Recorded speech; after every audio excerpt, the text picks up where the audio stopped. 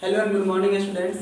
आज हम आप लोग को क्लास 9th में फैक्टराइजेशन का नेक्स्ट टॉपिक डिस्कस करने जा रहे हैं। ठीक है, इससे पहले वाले वीडियो में हम आप लोग को फैक्टराइजेशन का बाय टेकिंग कॉमन, ठीक है, बाय ग्रुपिंग करके, ठीक है, बाय कुछ अलजेब्रा फॉर्मूला था उसको डिस्कस कर दिए थे। ठीक है, आज का जो टॉपिक है वो आपका है फैक्टराइजेशन ऑफ क्वाड्रेटिक ट्राइनोमियल्स। मतलब क्या हो गया कि क्वाड्रेटिक होगा मतलब डिग्री कितना होगा 2 होगा।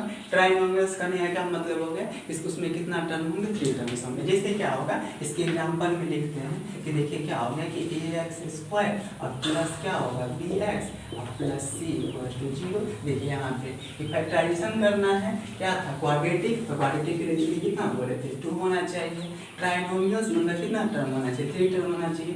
एक टर्म ये हो गया, दूसरा ये हो गया, तीसरा ये हो गया, यानी कितना टर्म्स होगा 3 टर्म्स होगा। ठीक है, यानी कि टॉपिक जो है factorisation of quadratic polynomials, quadratic trinomials. Quadratic मतलब डिग्री 2 होना चाहिए और ट्राइनोमियल्स मतलब कितना होना चाहिए, उसमें टर्म 3 टर्म्स होना चाहिए। ठीक है, इसको एक एग्जांपल के माध्यम से समझते हैं। तो एग्जांपल है आपका, एग्जाम्पल्स है आपका, देखिए x² + 9x + 18। अब इसको सॉल्व करेंगे, इसको फैक्टराइज करेंगे। इसको अच्छे से समझना है क्योंकि आपके लिए क्लास 9 के लिए क्या नया टॉपिक है। ठीक है, देखिए इसमें क्या करेंगे कि सबसे पहला जो मेरा काम होगा वो फर्स्ट जो है और लास्ट जो है उसको उस नंबर को देखना होता है। ठीक है, तो फर्स्ट क्या है आपका x² है और लास्ट में कितना है 18 है। इस दोनों को मल्टीप्लाई करते हैं। ठीक है, आपको इसमें मल्टीप्लाई भी करना लेकिन कोफिशिएंट को ही कंसीडर करना है। ठीक है, तो कंसीडर करेंगे कोफिशिएंट को।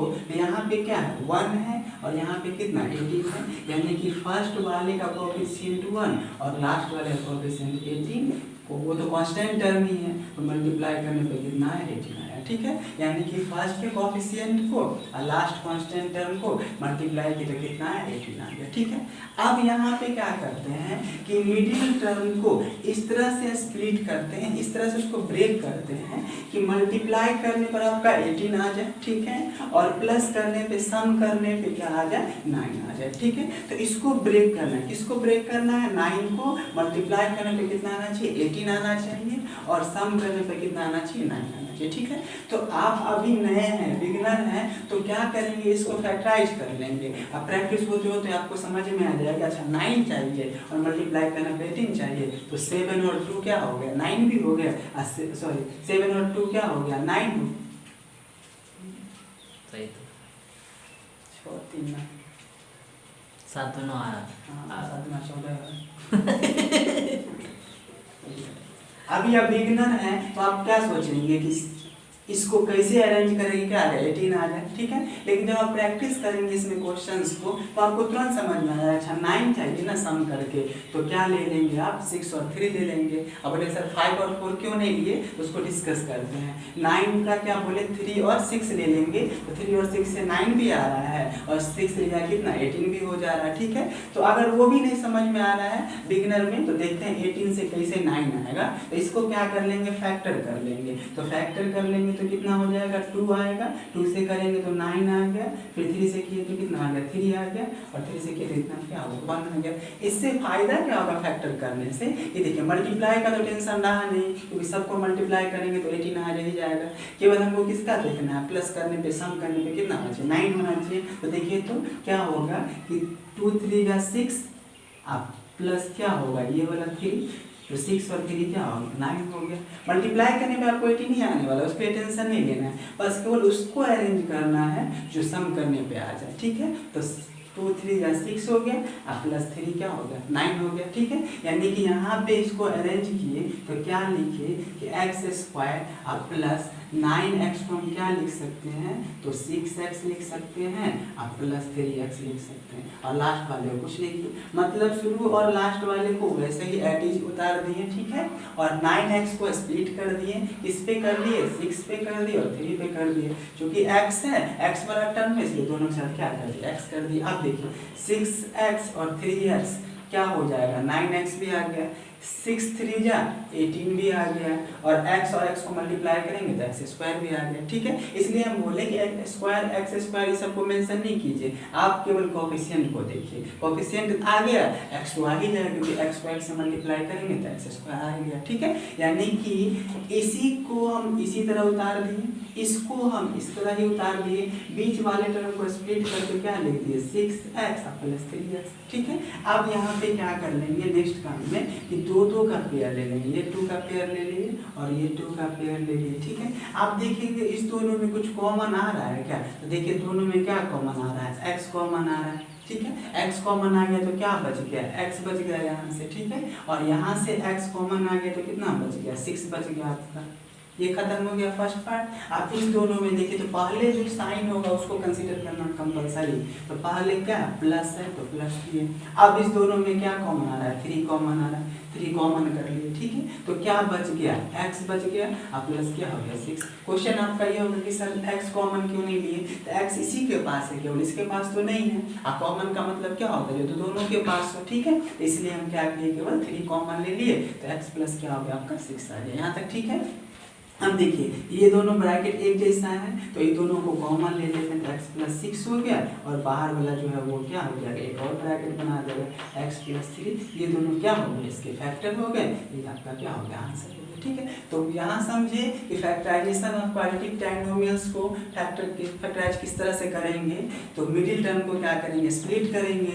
मिडिल टर्म को इस तरह से स्प्लिट करते हैं कि सम करने पर बीच वाला ही टर्म आ जाए, और मल्टीप्लाई करने पे क्या आ जाए कि शुरू का कांस्टेंट टर्म और लास्ट का जो कांस्टेंट टर्म है दोनों का मल्टीप्लिकेशन आ जाए। ठीक है, तो ये आपका था फैक्टराइजेशन ऑफ क्वाड्रेटिक ट्रायनोमियल्स। ठीक है, देखिए एग्जाम्पल नंबर सेकंड देखते हैं। सेकंड एग्जाम्पल क्या है, x square minus 4x minus कितना 21। ठीक है, अब इसको फैक्टराइज करना है, तो पहला काम जो मेरा रूल है उसके अकॉर्डिंग चलेंगे। पहला काम क्या किए, शुरू वाले कोएफिशिएंट कितना, कुछ नहीं तो 1 है, लास्ट वाला कांस्टेंट टर्म कितना -21 है, दोनों को मल्टीप्लाई करेंगे तो कितना आ रहा है मेरा कि -21 आ रहा है। ठीक है, यानी कि प्रोडक्ट मल्टीप्लिकेशन करने पे दोनों कितना है -21। ठीक है, अब क्या बोले सेकंड मेरा काम क्या होगा, हम मिडिल टर्म को कंसीडर करेंगे। मिडिल टर्म को क्या करना है, इस तरह से ब्रेक करना है कि मल्टीप्लाई करने पे कितना आ जाए 21 आ जाए, और प्लस करने पे या सम करने पे कितना आ जाए आपका -4 आ जाए। ठीक है, तो देखिए आपको नहीं समझ में आ तो फिर वही बोले कि इसको क्या कर लेंगे, फैक्टराइज कर लेंगे। तो 21 साइन को भी छोड़ कंसीडर नहीं करते हैं। ठीक है, 21 3 से किए तो कितना आ गया 7, अब यहाँ पे 7 से किए तो कितना आ गया। आप वैसे सोचते हैं कि सर 4 को कैसे अरेंज करें, कैसे करें, उससे बेस्ट है फैक्टराइज कर लीजिए। नहीं समझ में आता तो फैक्टराइज कर लिए, अब प्रैक्टिस हो गया तो देख के आप समझ जाइए। ऐसा नहीं तो 21 है तो 7 और 3 का ही फैक्टर लेंगे। ठीक है, 7 और 3 कर अरेंज कर लेंगे, तो यहाँ पे देखिए क्या आ रहा है 3 और 7 आ गया, 7 में से 3 माइनस करेंगे तो क्या हो जाएगा आपका 4 भी आ जा रहा है। ठीक है, और 7 3 21 तो मल्टीप्लाई करने पे आ ही जाएगा। ठीक है, यानी कि देखिए आप बोर्ड पे देखिए यहाँ पे कि क्या कर लेंगे, इसको कुछ नहीं किए और इसको कुछ नहीं किया, इस दोनों को तो कुछ करना ही नहीं है। अब बीच वाले में क्या चाहिए आपका 4x चाहिए। अब आपका कंफ्यूजन ये होगा कि सर आप तो बता दिए कि 7x पे और 3x पे लीजिए, बट हमको किसके साथ प्लस रखना है, किसके साथ माइनस रखना है, ये भी तो समझ में नहीं आ रहा। देखते हैं क्या करेंगे कि देखिए यहाँ पे 7x लिख लिए, यहाँ पे क्या किए 3x लिख लिए। ठीक है, यही दोनों का साइन आपको कंफ्यूजन दे रहा है ना। तो देखिए यहाँ पे क्या करेंगे, हमको क्या चाहिए -4 चाहिए, -4x चाहिए। तो अगर यहाँ पे हम क्या कर लेते हैं प्लस कर लिए और यहाँ पे माइनस कर लिए, देखिए तो मेरा -4x आ रहा है ना। क्यों आ रहा है, तो 7x किस में है, माइनस में है, और 3x इसमें है प्लस में है। अब माइनस में से प्लस होगा तो क्या होगा, आंसर माइनस में ही आएगा। ठीक है, तो 7 - 3 तो कितना हो गया 4 हो गया। ठीक है, यहाँ तक अगर आप ये सोचते हैं कि सर हम यहाँ पे प्लस कर ले और यहाँ पे क्या कर ले माइनस कर ले, तो आपका गलत हो जाएगा। क्यों गलत हो जाएगा, आ तो रहा है 7 - 3 4 ही आ रहा है, बट 4 किस में आएगा, प्लस में आएगा, लेकिन हमको यहाँ पे किस में है 4 माइनस में है। इसलिए इसको क्या कर लेंगे, 7 को क्या कर लेंगे माइनस में कर लेंगे, और 3 वाला किस में कर लेंगे प्लस में कर लेंगे। ठीक है, तो ये भी आपको माइंड में रखना होता है कि देखना होता है कि हमको रिजल्ट जो आंसर यहाँ पे जो 4x है वह किस में है, प्लस में है या माइनस में, उसके अकॉर्डिंग इसको अरेंज कर लेते हैं। ठीक है, आप फिर वही पीछे की तरफ इसको पेयर किए, इसको किए, अब दोनों में से क्या कॉमन आ रहा है, x कॉमन आ रहा है, तो बच क्या गया x - 7 बच गया। ठीक है, फिर प्लस इस दोनों में क्या कॉमन आ रहा है, 3 आ रहा है, तो x माइनस क्या हो गया 7 हो गया, क्योंकि 7 3 या 21। अब दोनों में क्या कॉमन हो गया, x माइनस 7 और एक बाहर क्या हो गया x प्लस 3। यही आपका क्या हो गया, आंसर हो गया। ठीक है, तो एग्जाम्पल नंबर सेकंड समझ गए होंगे। ठीक है,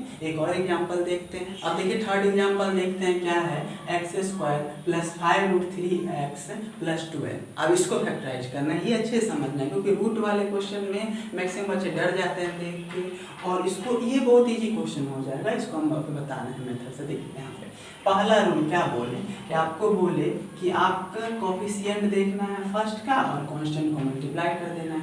तो यहाँ पे क्या हो गया 1 और 12 कितना हो गया 12।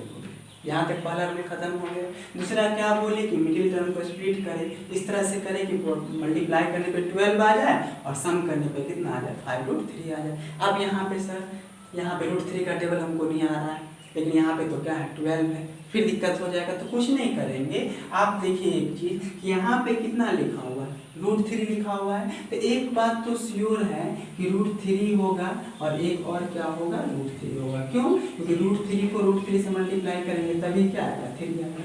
काम खत्म हो गया कि नहीं हो गया, कितना इजी हो गया। देखिए यहाँ पे कि √3 है तो √3 को √3 से अगर मल्टीप्लाई करेंगे तो कितना हो गया 3 हो गया। यानी कि देखिए 12 का एक फैक्टर मेरा क्या आ गया 3 आ गया। अब कितना बच गया 4, क्योंकि 12 को हम ऐसे लिख सकते हैं ना फैक्टर के फॉर्म में, 3 इंटू क्या लिख सकते हैं 4। तो 3 तो मेरा आ गया, अब कितना बच गया 4 बच गया। ठीक है, तो आप क्या बच गया 4 बच गया। अब 4 लाना है हमको, क्योंकि एक फैक्टर तो मेरा 3 आ गया। अब यहाँ पे 4 को अरेंज करने के लिए यहाँ पे देखेंगे कितना चाहिए हमको 5 चाहिए ना। तो अगर ऐसे लिख लें बोर्ड पे देखिए तो कि 4√3x और यहाँ पे प्लस √3x, तो मेरा काम बन जाएगा क्या, हाँ बन जाएगा। क्यों बन जाएगा, देखिए यहाँ पे 4 यहाँ पे और यहाँ पे कुछ नहीं तो 1, तो 4 1 5, तो 5√3x भी आ गया, 5√3x भी आ गया। ठीक है, आप देखिए तो 4 इंटू 1 कितना हो जाएगा, 4 इंटू 1 4 हो गया, और फिर √3 इंटू √3 कितना हो गया 3 हो गया। तो कितना हो गया 4 3 12 भी तो हो गया कि नहीं हो गया, दोनों आ गया कि नहीं बेटा। देखिए फिर से समझते हैं कि देखिए √3 को √3 से मल्टीप्लाई किए तो कितना आ गया 3। एक मेरा को सॉल्व हो गया कि एक 12 का फैक्टर मेरा 3 आ गया। अब एक फैक्टर क्या बच गया 4 बच गया, यानी कि 4 और बच गया। तो यहाँ पे गिवन क्या है 5√3 है। अब 5 को इस तरह से स्प्लिट करें कि सम करने पे क्या आ जाए 5 ही रहे, लेकिन मल्टीप्लाई करने पे कितना आना चाहिए 4 आना चाहिए। क्या यही ना, एक पार्ट तो आ गया 3 तो आ गया, लेकिन 5 को इस तरह से ब्रेक करें कि प्लस करने पे क्या आ जाए सम करने पे 5 आ जाए और मल्टीप्लाई करने पे कितना आ जाए 4 आ जाए। तो हम 5 को किस किस पे ब्रेक किए 4 पे ब्रेक किए और 1 पे ब्रेक किए। क्यों? क्योंकि 4 और 1 क्या हो जाएगा 5 हो जाएगा, और 4 को 1 से करेंगे तो कितना है 4 आ। काम खत्म, मेरा दोनों केस आगे हो गया आपका आंसर। इसलिए हम क्या किए लिखे हैं कि 4√3x प्लस √3x, क्योंकि 4 और 1 कुछ नहीं तो यहाँ पे क्या 1 है, तो 4 1 क्या हो गया 5 हो गया, और √3 तो है ही x। आप देखिए मल्टीप्लाई करेंगे तो 4 1 जा 4, अब √3 से तो कितना आया था 3, तो 4 3 12 भी आ गया। ठीक है, यानी कि रूट वाला समझ गया कैसे किए इसको। अब इसी को लिख लेते हैं यहाँ पे। तो देखिए क्या लिखे यहाँ पे कि देखिए एक्स स्क्वायर को तो कुछ नहीं किए, अब प्लस इसको क्या लिखें कि 4√3x प्लस क्या चीज √3x प्लस 12 लिखें। ठीक है यहाँ तक। फिर ये पेयर किए, फिर ये पेयर किए, इस दोनों में क्या कॉमन आ रहा है, तो सर x कॉमन आ रहा है, x कॉमन ले लिए तो x प्लस क्या हो गया 4√3 आ गया। ठीक है यहाँ तक। अब यहाँ पे एक कंफ्यूजन और आ जाएगा कि सर इस दोनों में तो कुछ कॉमन नहीं आ रहा है, नहीं आ रहा है। क्यों नहीं आ रहा है? क्योंकि यहाँ पे √3 है, यहाँ पे √3 तो है ही नहीं, और √3 का टेबल हमको आता भी नहीं है। ठीक है, तो देखिए यहाँ पे कुछ नहीं करेंगे, सिंपल इसको थोड़ा अरेंज कर लेंगे। x है और 12 को 4 इंटू 3 लिखे थे, 3 लिखे थे, देखिए तो यहाँ पे लिखे थे, और फिर देखिए तो इसको और अरेंज करते हैं। x इंटू एक्स प्लस 4√3 है, अब प्लस √3x तो है ही, प्लस 4 तो है ही।